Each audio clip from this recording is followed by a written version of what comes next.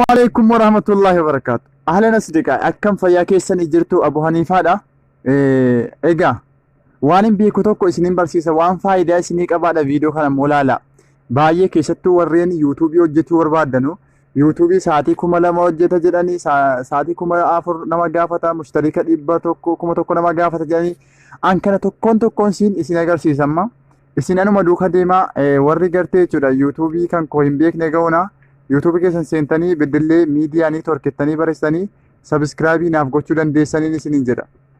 Nagaan YouTube keessan seentanii bakka kanatti beddellee miidiyaa neetworkettanii barreessanii beddellee miidiyaa neetwork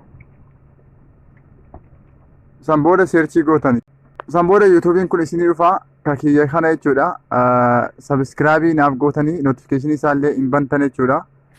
Kun akkasitti isinii dhufaa san booda اشتراك قوتني سنبودا قرتي ملتو نوتيفيكيشن جرس ايسي جتو خانا اول نوتيفيكيشن نيغوتني ورافانا بفارا المو جميع يسجلوا رتي نيغوتن كانوا مدبيني اما غربر نوتا غبابو مانده برا برنوتا كا اسار گتني جوجل كرومي يوكان مو جوجل ادي كيسار گتني ان جوجل ادي فايدما يرو هدو سخنا كيسا ارگتني بكا جوجل kanatti Google Studio yookaan immoo Studio YouTube jettanii barreessanii maaliif ifama guddaa YouTube Studio yookaan immoo Studio YouTube jettanii barreessanii san booda baasii gootan seerchii jechuudha. Isinii fidanni bifa kanaan isinii fida jechuudha. Warri kaan kallattumaan studio keessin galcha amma isa kanama YouTube Studio isa jedhu keessa na galche isa kanatti kilik godha.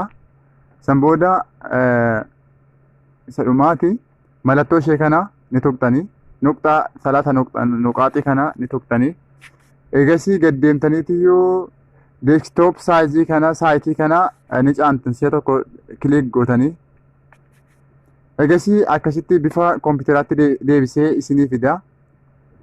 Bifa koompiteraatti deebisee isinii fida. Maal laaluu barbaadni amma saatii aga YouTube isin gaafatuu fi ajaja YouTube isin gaafatu isin agarsiisufanii mallattoo doolaaraa yookaan immoo SC kana tuqxanii si'a tokkitti kilik gootan isinii fidanii barbaade jechuudha.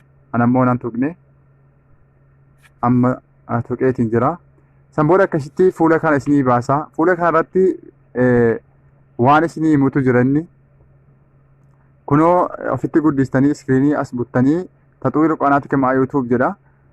يتيح لك الانضمام إلى برنامج شركة يوتيوب تحقيق الربح من فيديوهات والحصول على دعم مخصص لمنشئ المحتوى والاستفادة من مزايا أخرى.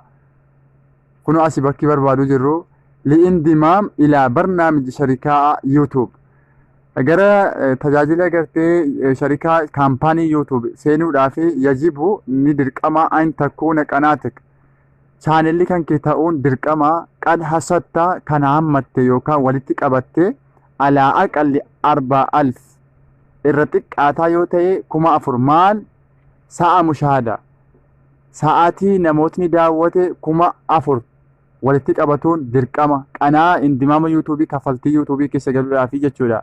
Alaniyya khilaala aakhire 12 shahran agajechuun baatii 12 jidduutti egaa YouTube ni kan kee dhibba tokko ol subscribe tare jechuun kun jecha majhuula wajazabta jedha. Ammas immoo ammas kan dhandhamattee walitti qabattee maaloo 1000 mushtarik aw akthar nama 1,000 yookaan isaa ol fiduun dirqama. Kan barbaada al-matluub jennee jira.